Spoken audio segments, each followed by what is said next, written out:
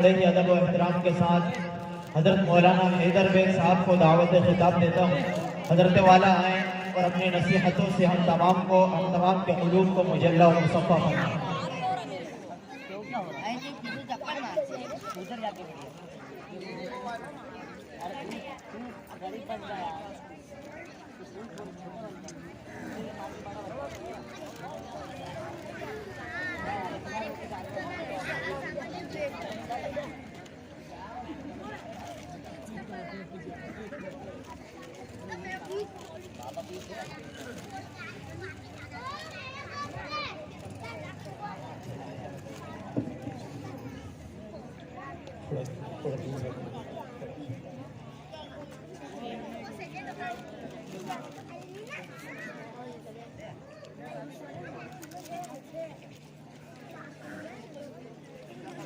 اعوذ باللہ من الشیطان الرجیم بسم اللہ الرحمن الرحیم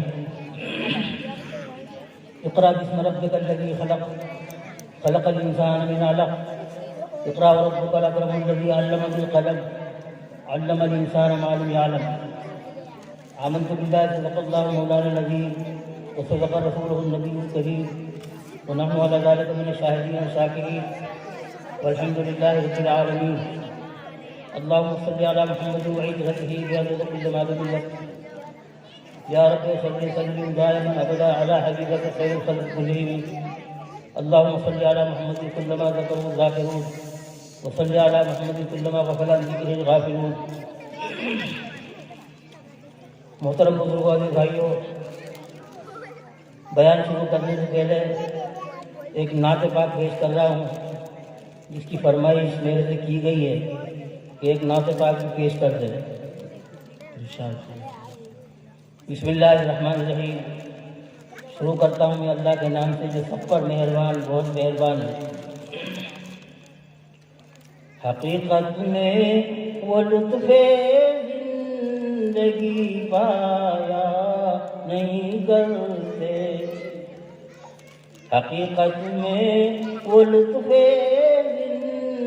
زندگی پایا نہیں کرتے، جو یاد مصطفیٰ سے دل کو بیلا یا نہیں کرتے، زباں پر شکوہ رنج و الم لایا نہیں کرتے، نبی کے نام لیوا غم سے گھبرایا نہیں کرتے، نبی کے نام لیوا غم سے گھبرایا نہیں کرتے۔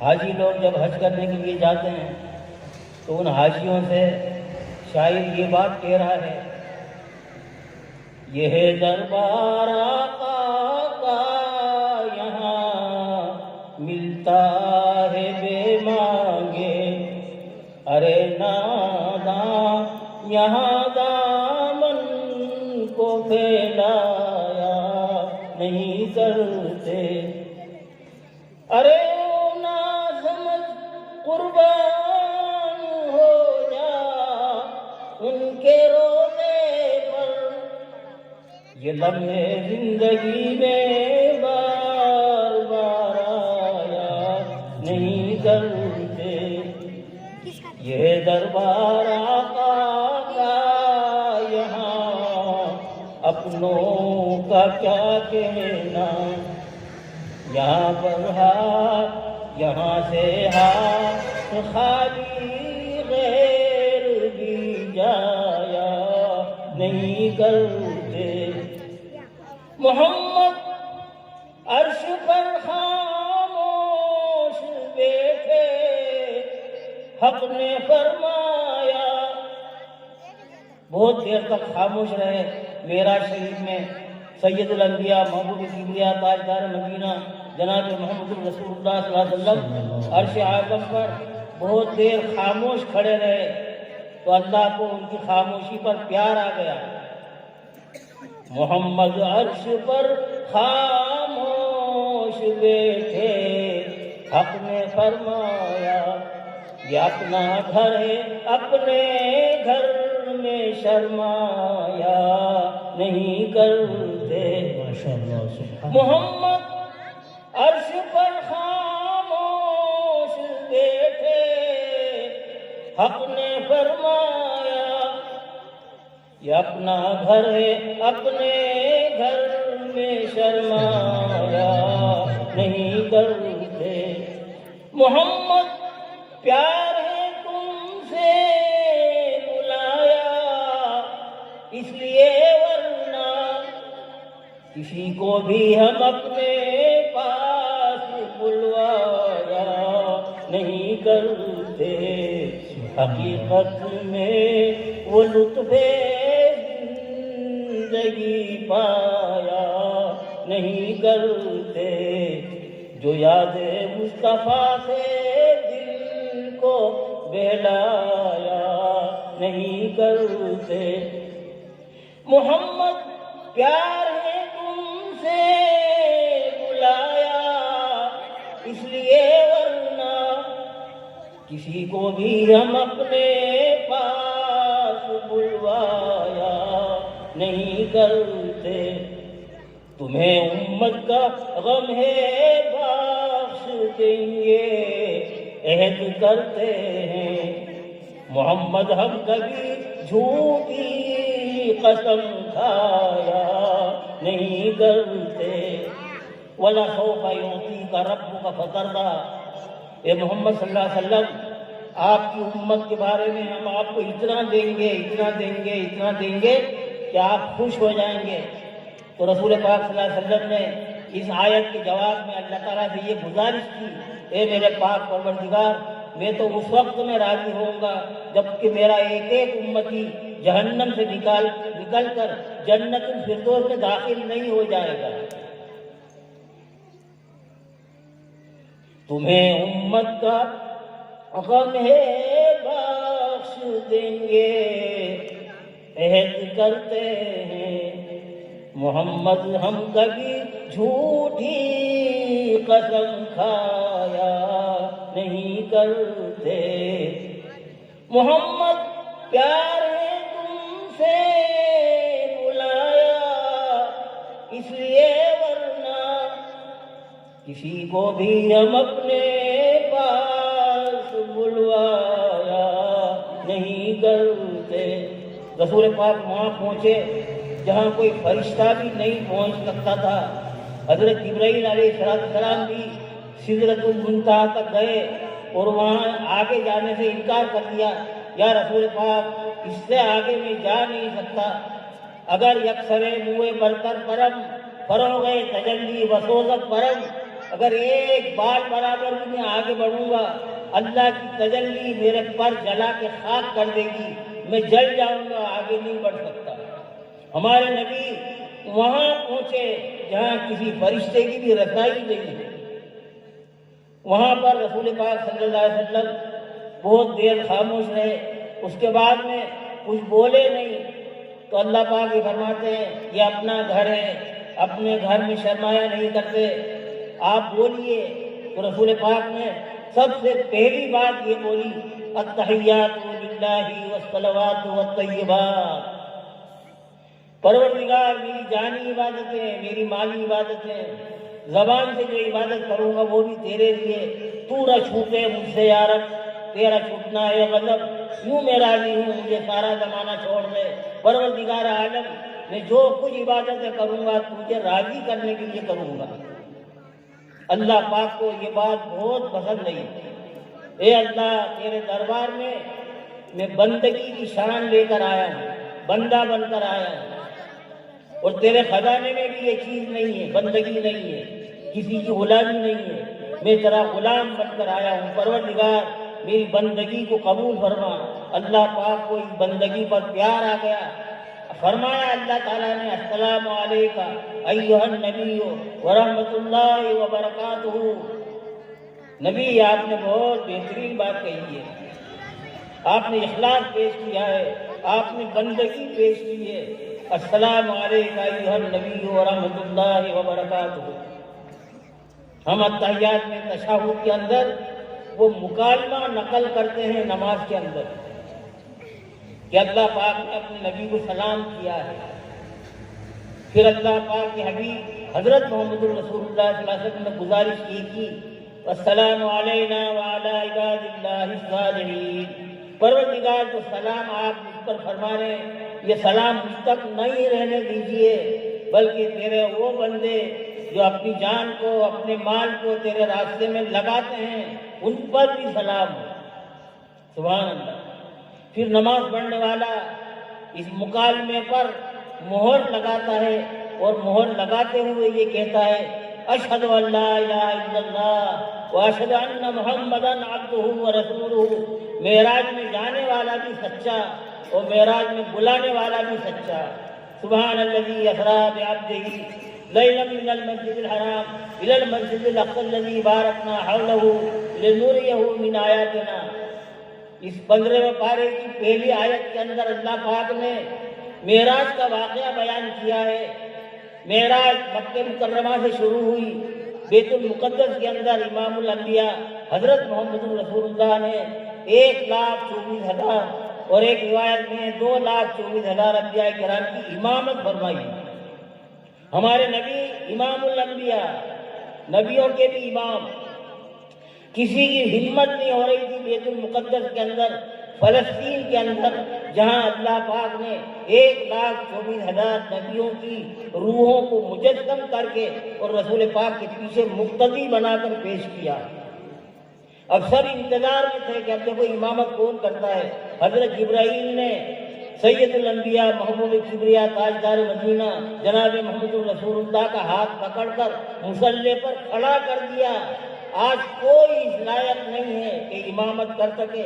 آپ امام الانبیاء ہیں، نبیوں کے بھی امام ہیں. آپ نماز پڑھائی امام بن کر، اور سب نے آدم علیہ السلام سے لے کر عیسیٰ علیہ السلام تک جتنے بھی نبی دنیا کے اندر آئے سب کی قبروں سے اٹھا کر اللہ پاک نے ان کو جمع کر دیا فلسطین کے اندر، بیت المقدس کے اندر. اللہ اکبر.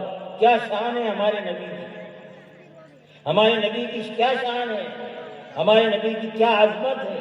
میں عظمت بتانا چاہتا ہوں رسول پاک کی. مولانا زکریا صاحب رحمۃ اللہ علیہ نے فضائل اعمال کے اخیر میں رسول پاک صلی اللہ علیہ وسلم کے سلسلے میں بہت سارے اشعار بیان کیے ہیں. بہت سارے چند اشعار میں پیش کرتا ہوں. فلک میں عیسیٰ و ادریس ہے تو خیر صحیح، زمین پہ جلوہ نما ہے محمد مختار. فلک پہ سب صحیح پر ہے نہ ثانی احمد، زمین پہ کچھ نہ ہو پر ہے محمدی سرکار. قیامت تک محمدی سرکار کا سکہ چلے گا، قبر میں بھی محمدی سرکار کا سکہ چلے گا. قبر میں بھی رسول پاک کے بارے میں پوچھا جائے گا. مرنے والے سے پوچھا جائے گا من رب کا، تیرا رب کون ہے؟ من ھذا، یہ کون ہے، ان کو تو پہچانتا ہے؟ اگر آج عظمت رسول اب اپنے اندر پیدا کر کے قبر کے اندر ہم گئے ہیں اور اطاعت رسول کر کے گئے ہیں اور محبت رسول دل میں لے کر گئے ہیں، تو ہم یہ کہہ سکیں گے دیکھ کر کہ یہ تو سید الانبیاء محبوب کبریا تاجدار مدینہ جناب محمد رسول اللہ صلی اللہ علیہ وسلم ہیں. تو پھر رسول پاک صلی اللہ علیہ وسلم ہماری قبر میں آ کر یہ کہہ دیں گے جاؤ اسے سونے دو، یہ غلام میرا ہے. بڑے مزے کی بات ہے.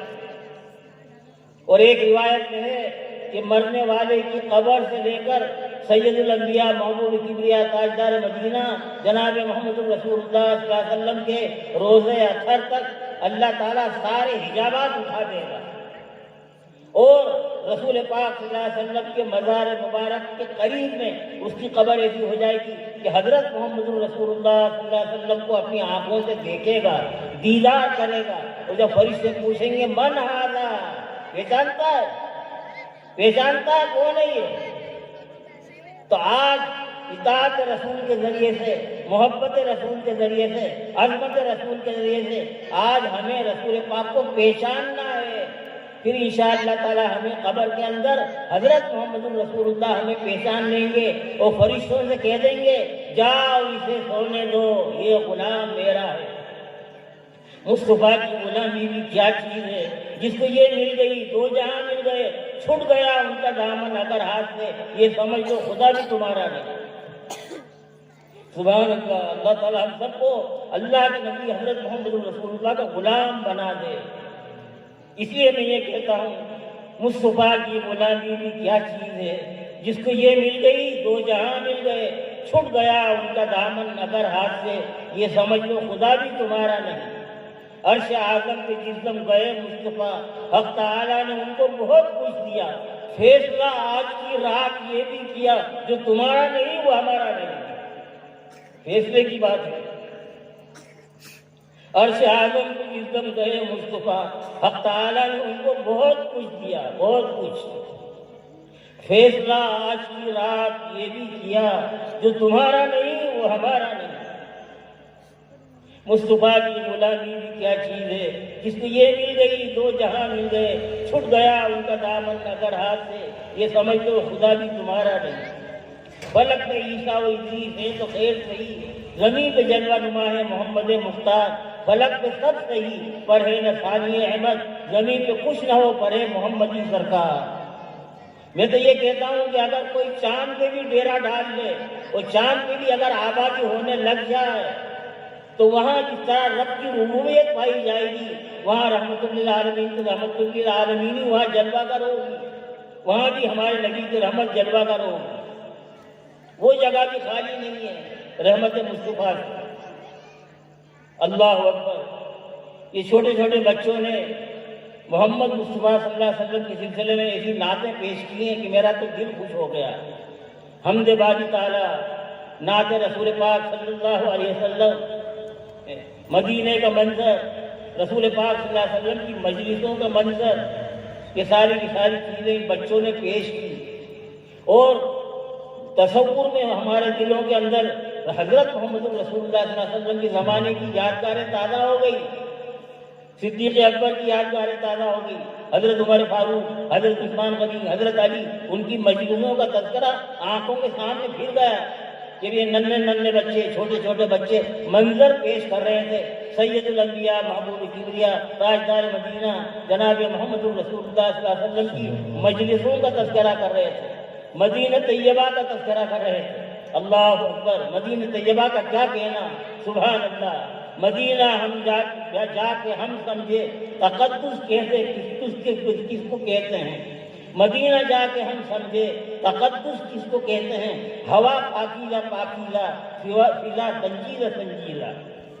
مدینہ شریف جاؤ تو آدمی کو زندگی کا لطف آ جاتا ہے، جس کو شاعر لوگ مختلف انداز میں بولتے ہیں، کیوں رو رہا ہے تو آ کے مدینہ کے شہر میں، مدینہ جیسے شہر میں کیوں رو رہا ہے؟ ارے یہ تو قسمت جگانے والا شہر ہے، قسمت پھوٹی ہوئی نہیں ہے، بلکہ ہماری قسمت بہت زوردار ہے کہ ہم سید الانبیاء، محبوب کبریا، تاجدار مدینہ جناب محمد رسول اللہ صلی اللہ علیہ وسلم کی تعلیم سے فائدہ اٹھا رہے ہیں۔ میرے بھائیوں، میں آپ کے سامنے ایک تذکرہ کرنا چاہتا ہوں کہ شروع میں نے آیتیں پڑھی ہیں، ان آیتوں کے سلسلے میں چند باتیں میں کہنا چاہتا ہوں۔ فروری کا مہینہ تھا، ابھی چل رہا ہے 2023 چل رہا تھا، اور اس وقت میں جب رسول پاک صلی اللہ علیہ وسلم کو نبی بنا دیا گیا، غار حرا کے اندر قرآن شریف اترنا شروع ہوا، تو جس دن قرآن شریف اتر رہا تھا آسمان سے وہ فروری کا مہینہ تھا، اور فروری 610 چل رہا تھا۔ آج 2023 چل رہا ہے، عیسوی سال کے اعتبار سے 2023 ہے ہی، اس وقت میں فروری 610 فروری کا مہینہ تھا۔ 610 میں اللہ کے نبی حضرت محمد صلی اللہ علیہ وسلم پر قرآن پاک اترنا شروع ہوا، جب غار حرا کے اندر بیٹھے ہوئے تھے آپ، اللہ کی یاد میں مست تھے، مگن تھے، عبادت تو کوئی فرض ہوئی نہیں تھی۔ اس سے پہلے آپ محمد ابن عبداللہ کے نام سے جانے جاتے تھے، مکے والے پکارتے تھے محمد ابن عبداللہ، عبداللہ کا بیٹا محمد صلی اللہ علیہ وسلم، محمد رسول اللہ کے نام سے کوئی نہیں جانتا تھا۔ لیکن جب وحی اترنا شروع ہوئی، قرآن شریف اترنا شروع ہوا، اور آپ نے اعلان فرمایا قل یا ایھا الناس انی رسول اللہ الیکم جمیعا، اے لوگوں میں تم سب کی طرف اللہ کا رسول بن کر آیا ہوں، تو پھر آپ پہچانے جانے لگے محمد الرسول اللہ کے نام سے، ورنہ اس سے پہلے 40 برس تک رسول پاک کو محمد ابن عبداللہ کے نام سے لوگ جانتے تھے، عبداللہ کا بیٹا محمد صلی اللہ علیہ وسلم۔ لیکن جب وحی اترنا شروع ہوئی، قرآن شریف اترنا شروع ہوا، فروری کے مہینے میں 610 چل رہا تھا، جب 610 میں فروری کے مہینے میں جب قرآن شریف اترنا شروع ہوا غار حرا میں، تو سب سے پہلا حکم کیا دیا؟ نماز پڑھو، روزہ رکھو، حج کرو، زکات ادا کرو۔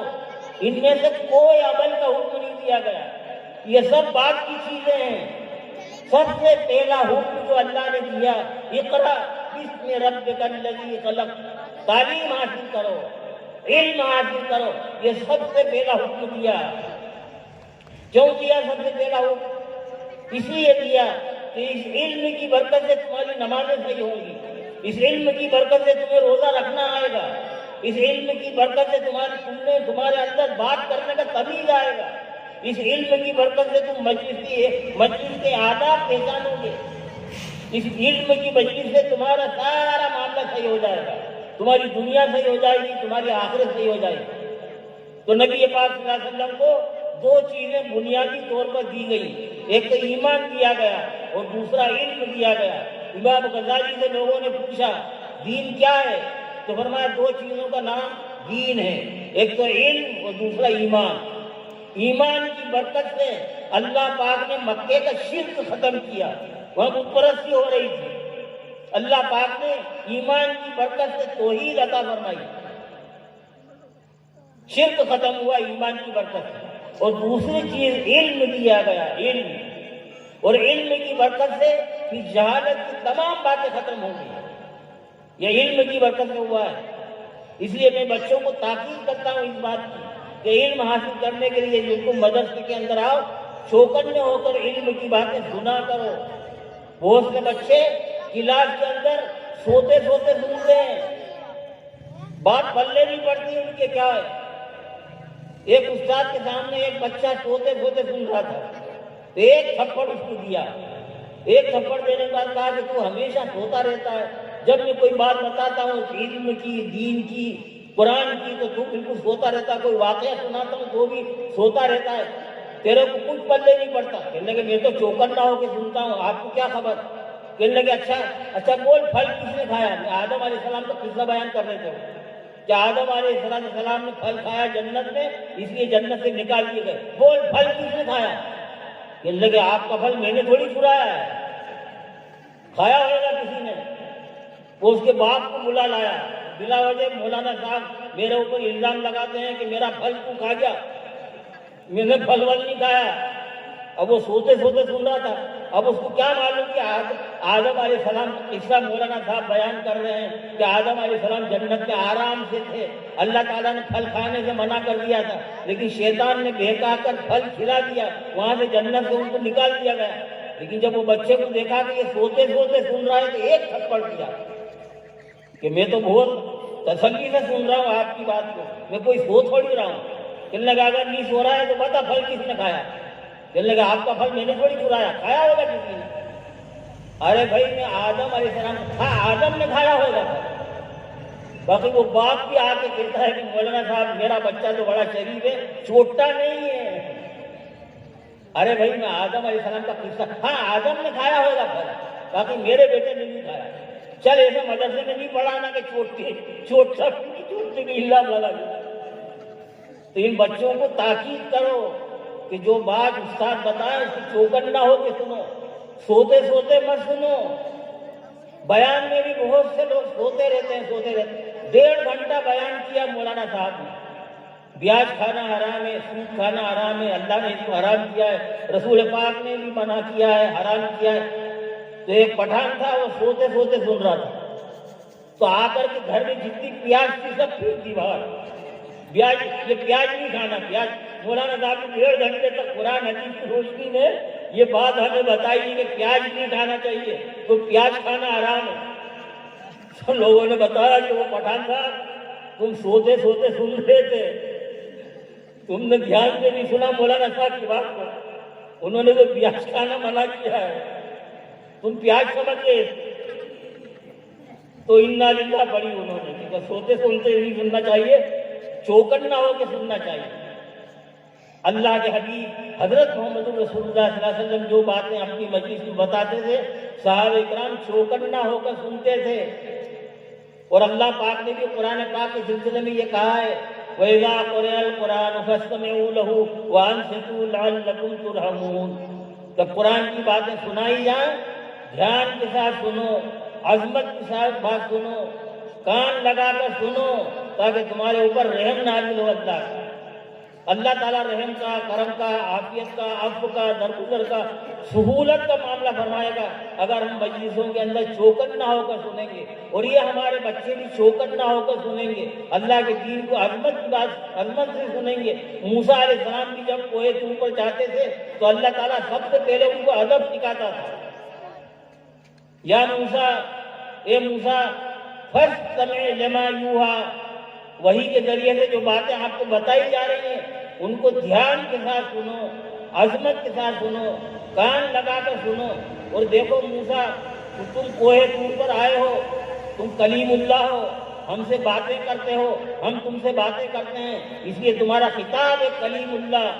فخلع نعلیک, اپنے جوتے اتار کے آؤ, یہ مقدس وادی ہے, یہاں جوتے لے کر نہیں آتے ہیں, اپنے جوتوں کو اتار کر آؤ. ادب سکھایا جا رہا ہے. اسی طرح جو شروع میں نے جو آیتیں پڑھی ہیں اس میں بھی اللہ تعالیٰ نے رسول پاک کو ادب سکھایا. قرآن پاک کا کیا ادب سکھایا؟ قرآن پاک کا ادب یہ سکھایا اقرأ بسم ربک الذی خلق. اللہ تعالیٰ اپنے نبی کو ادب بتا رہا ہے, آداب, قرآن شریف کے آداب.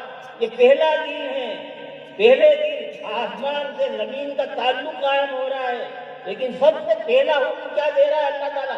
ادب کا. اقرأ بسم ربک الذی خلق. نبی جی آپ پر بار بار قرآن پاک اترا کرے گا تو اس کو آپ بسم اللہ الرحمن الرحیم سے پڑھیے گا. سبحان اللہ. پہلا ادب تو یہ بتایا اذا قرأت القرآن فاستعذ باللہ من الشیطان الرجیم. یہ 14ویں پارے کی آیت ہے. پہلا ادب تو وہاں سکھا دیا تھا 14ویں پارے میں. کیا سکھایا؟ اذا قرأت القرآن فاستعذ باللہ من الشیطان الرجیم. اے نبی جی جب بھی قرآن شریف پڑھنا شروع کریں تو آپ یہ پڑھ لیا کیجیے اعوذ باللہ من الشیطان الرجیم. شیطان مردود سے میرے مالک تیری پناہ چاہتا ہوں. کیونکہ قرآن پاک کی تلاوت کرنا یہ اعلیٰ درجے کی عبادت ہے, اور اس اعلیٰ درجے کی عبادت میں شیطان رخنہ انداز کرے گا, خلل ڈالنے کی کوشش کرے گا. اس لیے سب سے پہلے ادب سکھایا شیطان مردود سے پناہ مانگو, پھر قرآن شریف شروع کرو. ایک ادب تو یہ سکھایا. دوسرا ادب کیا سکھایا؟ غار حرا کے اندر اللہ پاک نے قرآن پاک پڑھنے کا دوسرا ادب یہ سکھایا اقرأ بسم ربک الذی خلق. خالق کا نام لے کر پڑھو. اللہ سب سے پہلی وہی اتر رہی ہے ادب کی کہ جب نبی جی جب بھی قرآن شریف پڑھنا شروع کرو, جب بھی قرآن شریف آپ پر اترے اور جب قرآن شریف پڑھنا شروع کرو تو آپ پڑھیے بسم اللہ الرحمن الرحیم. شروع کرتا ہوں میں اللہ کے نام سے جو سب پر مہربان بہت مہربان ہے. یا اعوذ باللہ بسم اللہ پڑھ کر قرآن شریف شروع کرو. یہ ادب سکھایا, ادب. اس لیے بچوں کو بھی سب سے پہلے اعوذ باللہ من الشیطان الرجیم سکھایا جاتا ہے, اور پھر اس کے بعد سکھایا جاتا ہے بچوں کو پڑھو بیٹا بسم اللہ الرحمن الرحیم.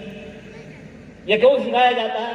اس لیے سکھایا جاتا ہے کہ جب یہ ہمارے چھوٹے چھوٹے بچے رحمان اور رحیم کہہ کر اللہ تعالیٰ کو پکاریں گے تو ان کے والدین کو پر بھی اللہ تعالیٰ رحم کا, کرم کا, عافیت کا, عفو کا, درگزر کا, سہولت کا معاملہ کرے گا. موسیٰ علیہ السلام کے زمانے میں ایک چھوٹا سا بچہ مکتب میں گیا, اور مکتب میں جانے کے بعد ان کو یہ کہا بسم اللہ الرحمن الرحیم. شروع کرتا ہوں میں اللہ کے نام سے کہ سب پر مہربان بہت مہربان ہے. موسیٰ علیہ السلام قبرستان میں جا رہے تھے, اس کے اوپر باپ کے اوپر عذاب ہو رہا تھا. اس آدمی کے اوپر بہت اللہ کا عذاب پھٹ پڑا اس کے اوپر. لیکن تھوڑے دن کے بعد جب وہ آئے واپس تو دیکھا وہاں پر تو عذاب نہیں, وہاں تو رحمت برس رہی ہے. اللہ تعالیٰ نے جہنم سے نکال کر اس باپ کو جنت میں داخل کر دیا.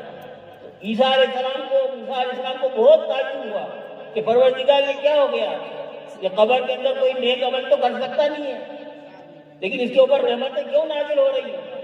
تو پھر اللہ تعالیٰ نے موسیٰ علیہ السلام کو یا عیسیٰ علیہ السلام کو یہ بات بتائی کہ جب اس کا انتقال ہوا، جب یہ اس کا بچہ ماں کے پیٹ میں تھا اور آج اس قابل ہو گیا ہے کہ مکتب میں جا کر اللہ کا رحمان الرحیم کہہ کر کے پکارے، اے عیسیٰ میری رحمت نے یہ بات گوارا نہیں کی کہ اس کا چھوٹا سا بچہ مجھے رحمان الرحیم کہہ کر پکارے اور میں اس کے باپ کے اوپر عذاب ڈالوں اور فرشتوں کو کہوں کہ اس کو عذاب میں مبتلا کرو، میری رحمت نے یہ بات گوارا نہیں کی۔ بچہ مکتب میں پڑھ رہا ہے بسم اللہ الرحمن الرحیم، اللہ کو رحمان کہہ کر پکار رہا ہے، رحیم کہہ کر پکار رہا ہے، اللہ کی رحمت نے یہ بات گوارا نہیں ہوئی کہ اس کے باپ کے اوپر اللہ تعالیٰ عذاب دے، باپ کے اوپر بھی اللہ تعالیٰ عذاب ہٹا رہا ہے۔ ان بچوں کی وجہ سے باپ کے اوپر بھی رحمتیں نازل ہو رہی ہیں۔ تو اس لیے بچوں کو ایک تربیت دی جاتی ہے اور اللہ تعالیٰ نے بچوں کو دعا سکھائی ہے کہ بچوں اپنے ماں باپ کے لیے یہ دعا کیا کرو، رب ارحمہما کما ربیانی صغیرا، پروردگار ہمارے ماں باپ پر رحم فرما اس طرح انہوں نے بچپنے میں ہماری پرورش کی۔ ماں باپ اپنے بچوں کی پرورش میں بڑی محنتیں کرتے ہیں، بڑی مشقتیں برداشت کرتے ہیں، رات دن ان کی محنتوں کے اندر لگے ہوئے ہیں، ان کی پرورش میں، ان کی تربیت میں۔ اور آج یہ بچے اللہ کا کلام یہاں سنا رہے ہیں کھڑے ہو کر، میری تو دعا ہے، میں دعائیں کر رہا تھا اس وقت میں جب یہ بچے پڑھ رہے تھے، اے اللہ ان بچیوں کو بھی داعی اللہ بنا دے، ان کو بھی دین کا شیدائی بنا دے، یہ ملکوں میں جا کر اللہ تیرے دین کو کا ڈنکا بجائیں، عقائد، عبادات، معاملات، معاشرت، اخلاق کو پھیلائیں، ان کو توفیق عطا فرمائے۔ اور یہ جبھی ہوگا جب کہ ان مکتبوں کو ہم مضبوط بنائیں گے۔ دنیا میں دین کے آنے کے یہ تین ذریعے ہیں، ایک تو دعوت و تبلیغ کی محنت، دوسری مدرسوں کی محنت اور تیسری خانقاہوں کی محنت۔ یہ بنیادی طور پر تین محنتیں ہیں اور ان کی اصل بنیاد مدرسہ ہے۔ یہ جتنے بھی دعوت و تبلیغ کے بانی ہیں، یہ بانی بھی کہاں؟ مدرسے میں پڑھے ہیں، مدرسے میں پڑھاتے تھے، مدرسے میں پڑھتے تھے، اور پھر اس کے بعد میں اللہ تعالیٰ نے ان مدرسوں میں پڑھنے والوں سے کتنا بڑا کام کیا، دعوت و تبلیغ کا کام کیا، اور یہ پیر و مشائخ بنے، ہزاروں ان کے مرید ہوئے، حالانکہ یہ خانقاہوں سے نکلے ہوئے لوگ تھے۔ سب سے پہلا مدرسہ سید الانبیاء محبوب کبریا تاجدار مدینہ جناب محمد رسول اللہ صلی اللہ علیہ وسلم نے مدینہ شریف میں صفا کے چبوترے پر پیش کیا۔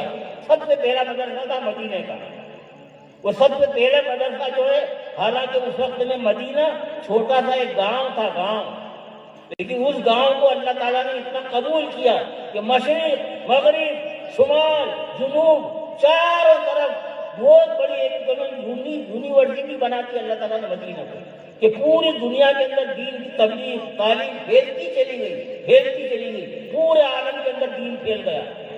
حالانکہ ایک چھوٹا سا مدرسہ تھا مدینہ طیبہ کا، اصحاب صفا کا معنی چبوترا، ایک چھوٹا سا ہوتا ہے، آج بھی وہاں قالین بچھا ہوا ہے مدینہ شریف میں، وہ قالین، ہرا قالین بچھا ہوا ہے، وہاں پر صحابہ کرام 80 حضرات، بیات کے حضرات ہمیشہ وہاں رہتے تھے، وہ دین کے طالب علم تھے، اللہ تعالیٰ نے بہت کام دیا ان کو۔ پھر موٹی موٹی باتوں کا علم ان کو حاصل ہوا۔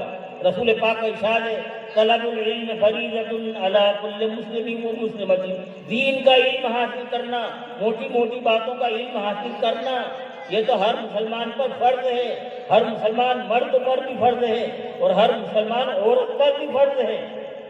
موٹی موٹی باتیں، اب یہ موٹی موٹی باتیں کتنی بتا دی ہمارے بچوں نے، نماز کی فرائض بتا دی ہے کہ نماز میں کتنے فرض ہیں، اب یہ فرائض لوگوں کو بھی نہیں معلوم، بڑے بڑے پٹروں چودھریوں کو نہیں معلوم، سرداروں کو نہیں معلوم۔ بتاؤ، ایک مدرسہ کا بچہ پڑھ کے نکلا، اس دن بتایا تھا استاد نے کہ دیکھو غسل کے اندر 3 فرض ہیں۔